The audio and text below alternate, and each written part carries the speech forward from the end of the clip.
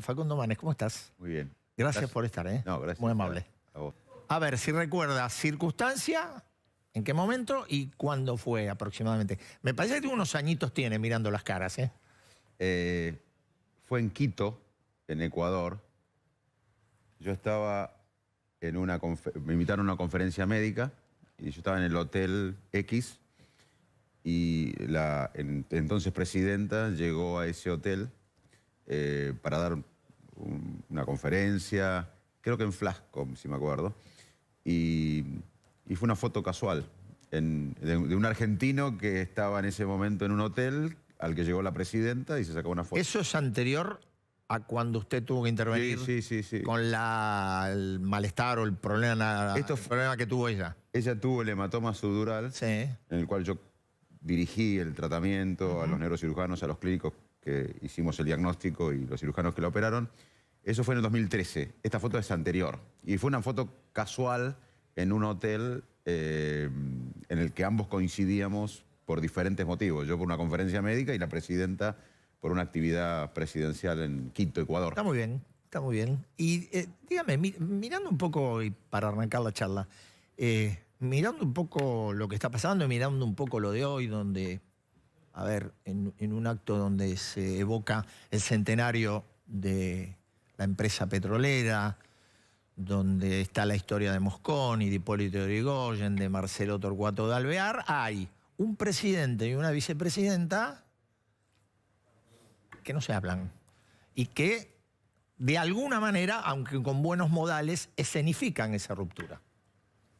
Dos cosas. Primero, Mosconi representa algo que nos falta a los argentinos, que son estadistas, gente que piensa en el largo plazo. Acá, Argentina, en ese momento era una tierra donde había un ferrocarril que tenía una capacidad como pocos países del mundo, tenía una visión de progreso. Todo eso se ha perdido. La visión a largo plazo, la visión de progreso, de pensar en las próximas generaciones. Y todos hablamos de inflación, hablamos de la brecha cambiaria, hablamos que no llegamos a fin de mes. Pero el problema económico fundamental de la Argentina, estructural, es la falta de confianza, de productividad y de visión estratégica de país. Y con respecto al acto de hoy, donde estaba la vicepresidenta y el presidente, un gobierno que no genera confianza no puede convocar a una oposición a lo que necesitamos, que es un consenso para política de Estado. Así que tenemos un gobierno que nació mal de origen porque la vicepresidenta pone al presidente, o sea que hay más poder fuera de la Casa Rosada y eso no permite hacer lo que debemos hacer, que es entender que un país sin rumbo, un país sin estrategia, un país sin largo plazo, tiene también este problema económico. Fíjense que a fines de marzo, principios de abril, Argentina tenía un riesgo país poquito por debajo de Ucrania. Principios de abril, 2.200 de riesgo país, Argentina 1.900. Ahora, obviamente, un poco más. Pero un país como Argentina, que no estaba en guerra, que no tenía tanques, que no tenía bombas en las ciudades, tenía el mismo casi riesgo país que Ucrania. ¿Por qué? Por la falta de horizonte, por la falta de futuro, por la falta de política de Estado. La foto que vimos hoy, esa foto de dos las dos principales figuras políticas de poder en Argentina. Tiene que ver con la inflación, tiene que ver con que la gente no llegue a fin de mes, tiene que ver con que los chicos se vayan. No es casualidad, no estamos hablando solamente de política, estamos hablando de economía, con esa foto de dos políticos enfrentados que tienen una responsabilidad no solo de unir al frente que crearon, sino de convocar al resto de la sociedad para discutir por lo menos qué horizonte tiene un país. Les quiero dar un ejemplo. Bueno, a ver, esta esperanza, me parece que a esta altura, esta esperanza, supongo que la oposición no la tiene, ¿no? Me imagino que no, que a lo mejor al principio, lo que pasa que fue la pandemia, pero... Sí, es difícil porque entre ellos no se ponen de acuerdo, pero cuanto más tiempo pasa, yo no soy de lo que cree que cuanto peor, mejor. Yo creo que la Argentina necesita una década, por lo menos, para exportar el doble, para tener más riqueza. Mientras tanto, obviamente que hay que hacer cosas para contener a los que más sufren, pero yo no soy de los que quieren el caos. el presidente debería y la vicepresidenta deberían hablar, deberían convocar a la oposición. Ojalá que lo hagan. Ahora, también es cierto que en la oposición hay divisiones, hay diferencias de criterios y la gente en el medio sufre, la gente está triste. Si ustedes me dicen a mí, ¿cómo ves la sociedad que vos la estás recorriendo? ¿La ves? La palabra es tristeza. Yo creo que el mayor desafío de un liderazgo hoy en la Argentina, además de tratar de unir a la mayoría de la sociedad a un propósito común, es convertir la tristeza, la resignación en esperanza. La sociedad está frustrada. Recién hablaba, antes de venir acá, con un futbolista muy importante que tuvo la Argentina, que le fue bien. Me decía, mi papá, por primera vez lo veo con los brazos caídos. ¿El nombre? No, no voy a decir el nombre, pero estamos todos un poco con tristeza porque vemos que pedaleamos en el mismo lugar hace décadas. Y fíjense la falta de estrategia. Cuando yo llegué a estudiar a Buenos Aires a los 17 años, en el 87, en mi cabeza, yo era un chico del interior que venía a Buenos Aires, casi ni conocía a Buenos Aires, pero en mi mente, como cualquier chico que viene hoy a estudiar, que quiere ser médico, ya tenía 10 años planificados. Tenía 6 para ser médico y 4 para hacer la residencia. Y después se hacía el posgrado, son 12. Como país no podemos planificar 2 años. Cualquiera de nosotros, ella que va a dar a luz, va a tener que planificar los próximos años. Nosotros como país...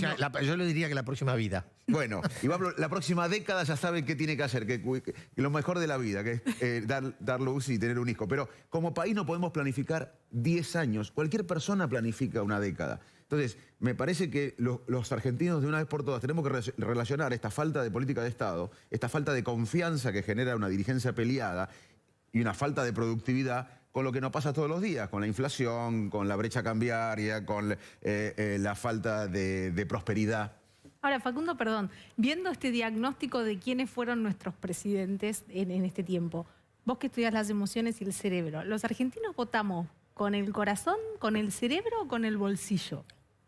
Bueno, es una buena pregunta que te la respondo como neurocientífico porque hay bastantes estudios desde la ciencia de cómo se vota en el mundo. El voto es muy emocional. ¿Puedo contar un experimento? Dale. Que hasta la cara tiene que ver. Un amigo mío, un investigador de la Universidad de Princeton, hizo un estudio, Todorov, es rumano y trabaja en Princeton, en New Jersey. Y agarró a chicos del este europeo que no tenían idea de política de sus países y a chicos de Nueva Zelanda que tampoco conocían la política de Nueva Zelanda. Y les puso fotos secuenciales de 2 personas que eran candidatos en el Midwest americano, en Iowa, Nebraska, candidatos a diputados, senadores. Y los chicos tenían que decir, le mostraban 2 fotos por vez y le decían, ¿quién te gusta más? Este. Lo que decían los chicos en esta cosa instantánea coincidía con quién ganaba la elección en un 70%. O sea que el voto es emocional, tiene que ver con la cara, tiene que ver con muchas cosas no racionales. También hay un voto racional, por supuesto, pero es menor del que suponemos. En ese sentido, Juntos por el Cambio, entonces, ¿tiene rango de venir con un discurso realista de lo que va a pasar en el futuro o tiene que venir con un discurso de esperanza para emocionar? Sin duda tiene que venir... primero hay que hacer el duelo, que no se hizo. Yo creo que el PRO todavía no hizo el duelo que en el 19 se perdió. ¿El PRO solo? El duelo de la derrota. El duelo de la derrota. Los que venimos del radicalismo tenemos décadas de duelo. No, bueno. Así que los que tenemos el corazoncito radical. Creo que hay que hacer un duelo, una autocrítica. Por algo no se votó al este espacio. Y la mejor autocrítica la hicimos el año pasado nosotros. Me invitaron a este programa y lo planteé y voy a decir lo mismo porque yo trato de ser consistente, soy consistente, vengo de la ciencia, de la medicina. El año pasado, ¿qué hicimos nosotros? Contra todos. Nos enfrentamos al aparato kirchnerista, el aparato del PRO, con un poder territorial, económico, político, mediático, empresarial. Ensanchamos la coalición. Dijimos, si vamos con lo mismo, nos va a ir mal. Y de hecho, el PRO, con el aparato territorial, económico, mediático, político, sacó alrededor del 20% en las pasos. Si nosotros no hubiésemos expandido la coalición, no le hubiésemos ganado el peronismo unido por primera vez desde el retorno a la democracia. O sea, lo que hay que hacer es expandir la coalición, hacer una autocrítica. Nuestra campaña fue crítica también al espacio, pero obviamente en contra del modelo kirchnerista. Es lo que tenemos que hacer ahora. Tratar de no solo ganar una elección, transformar la Argentina. Porque acá se ha ganado la elección. En el 2015 hubo una coalición antikirchnerista. y Alberto Fernández lideró una coalición antimacrista. Basta de coaliciones solamente para ganar una elección. Tenemos que hacer de una vez por todas una coalición para no solo ganar, sino transformar la Argentina. Ahora, yo soy más ambicioso. Quiero pertenecer a una generación que transforme este país hacia la modernidad, hacia el progreso, hacia el siglo XXI. Estamos involucionando. Argentina es uno de los pocos países del mundo que sin guerra va para atrás. Facundo, el viernes pasado la Convención Radical, entre otras cuestiones, ya avisó que va a tener un candidato radical en el 23. ¿Va a ser usted? Hay muchos candidatos. El radicalismo tiene a Gerardo Morales, el radicalismo tiene a Gustavo Valdés, el gobernador de Corrientes, Alfredo Cornejo en Mendoza, también lo tiene Martín Lustó, pero ha decidido ser candidato a jefe de gobierno.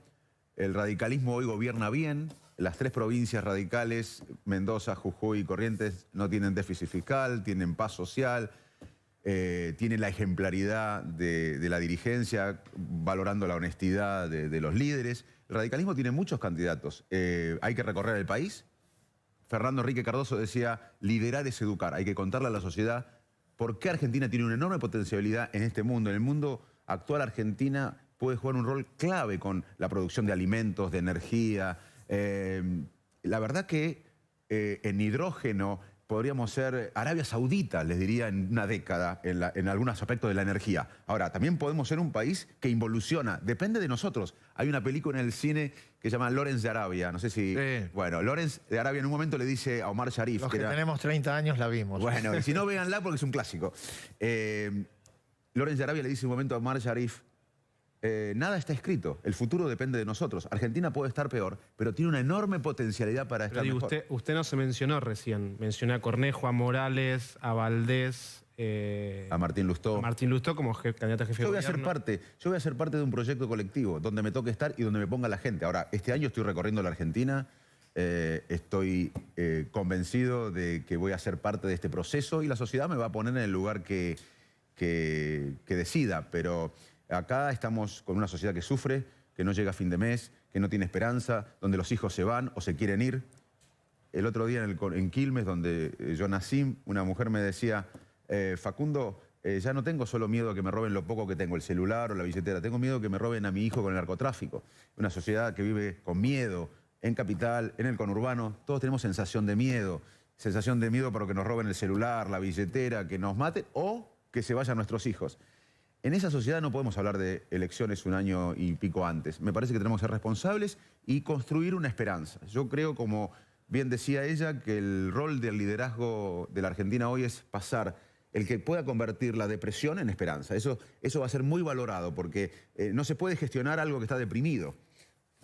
Y te llego allí porque hablando de la idea que vos tenés de seguir ampliando la coalición, hablando de que el voto tiene un componente emocional en muchos casos, en altos porcentajes, y hablando de que hay que generar algo, ¿qué análisis haría de la figura de Milei en términos políticos y en términos de esto?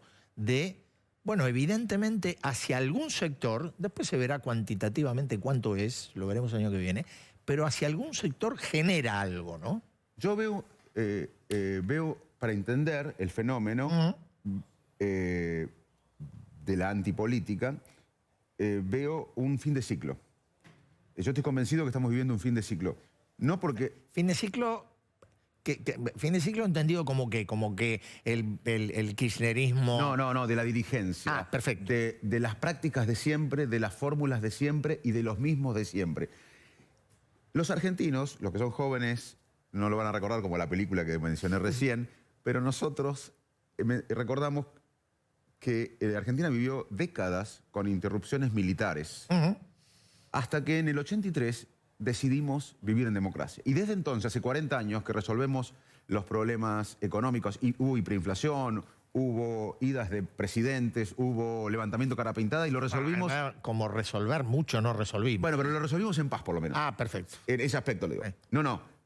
Ahora, ¿qué fue lo que aceleró la ruptura del proceso militar con la sociedad? Porque en el 81 Galtieri dijo, las urnas están bien guardadas. Y la dictadura en Brasil y en Chile duraron más tiempo que la Argentina. Acá pasó Malvinas, fue una tragedia que aceleró el desgaste de los militares con la sociedad. La pandemia es otro fenómeno que no se ha abordado en este sentido, más allá del virus, como fenómeno cultural, económico, educativo, psicológico, y produjo un quiebre con lo que la dirigencia desde la democracia no pudo dar, que no pudo dar prosperidad.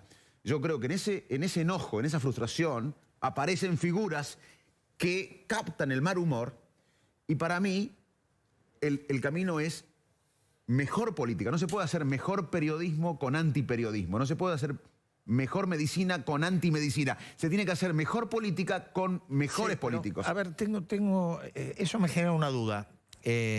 Bueno, si es una sola, es bastante bien. No, un millón de dudas. Yo te traslado una solamente. Vos decís, hay gente que está desilusionada, que hay que generarle simpatía, que esto forma, digamos, que hay una clase dirigente que se corre y viene otra. Digo, entonces uno toma ejemplos, tomo uno y hay más, uno toma ejemplos de la disrupción de Chile, lo que pasó en el 2019, el fin del sistema de la concertación y la derecha y la aparición de un fenómeno nuevo de Gabriel Boric, de una coalición de centro-izquierda, izquierda-centro-izquierda. Ahora, la impresión que yo tengo es que la demanda social es tan alta que los nuevos emergentes y el sistema no tienen capacidad de respuesta. Digo, Boric en 60 días ha tenido un derrumbe en la percepción colectiva muy grande. Por eso estoy de acuerdo. Por eso estamos haciendo desde la Unión Cívica Radical algo que es muy importante en la Argentina, que es un partido histórico con buenos dirigentes, porque ojo, que hay muy buenos dirigentes. Yo estoy en la Cámara de Diputados, hay muy buenos dirigentes honestos. Entonces, no es que se vayan todos, es mezclar, porque yo creo que el año que viene se va a votar algo nuevo. Yo estoy seguro que el año que viene va a estar entre lo nuevo y lo viejo. Y por primera vez en mucho tiempo los argentinos van a votar a favor. Porque como dije antes, siempre venimos votando en contra, para que no gane alguien. Se hacen coaliciones para que no gane alguien. Entonces yo creo que vamos a votar a favor. Ahora, lo que está pasando con el radicalismo, que se puso de pie en la provincia de Buenos Aires, se constituyó nuevamente en un partido nacional e incorporó nueva gente, Carolina Lozada, Martín Tetaz, etcétera. Está ayornándose de las ideas modernas, con los valores de siempre, la ejemplaridad de los dirigentes, las instituciones fuertes, que es otro tema por qué fracasan los países, porque tienen instituciones corruptas o débiles, o una justicia influida por el poder político. El radicalismo es un ejemplo de respeto a las instituciones, con las ideas modernas. Yo creo que acá estamos haciendo una mezcla interesante, que quizás no se... o la gente empieza a valorar recién ahora, en estas últimas semanas, con la convención.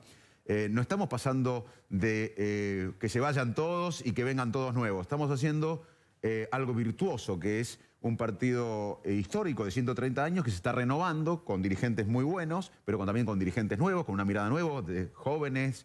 Y bueno, me parece que ese fenómeno le va a dar a la Argentina una cierta posibilidad, porque no se puede convocar a esta misión argentina que tenemos de construir un país a largo plazo desde los extremos. Acá gana un extremo, gana el otro, y no va a poder convocar a los consensos que son necesarios para salir de este pántano. Ahora, Facundo, usted recién decía que en el oficialismo Cristina Kirchner y Alberto Fernández no se ponen de acuerdo. ¿Usted siente que a medida que se acerca el 2023, en la oposición, en Juntos por el Cambio, empiezan a ponerse cada vez menos de acuerdo? Yo creo que la identidad de la oposición debe definirse, debe elaborarse. ¿Hoy tiene identidad, no podemos, o todavía es un... A ver, no podemos ir con la misma coalición que se perdió en el 2019. Hay que ampliar, hay que definir la identidad. ¿Y ampliar a dónde? ¿Hacia dónde? Hacia el centro, y desde el centro. No se puede ampliar desde los extremos.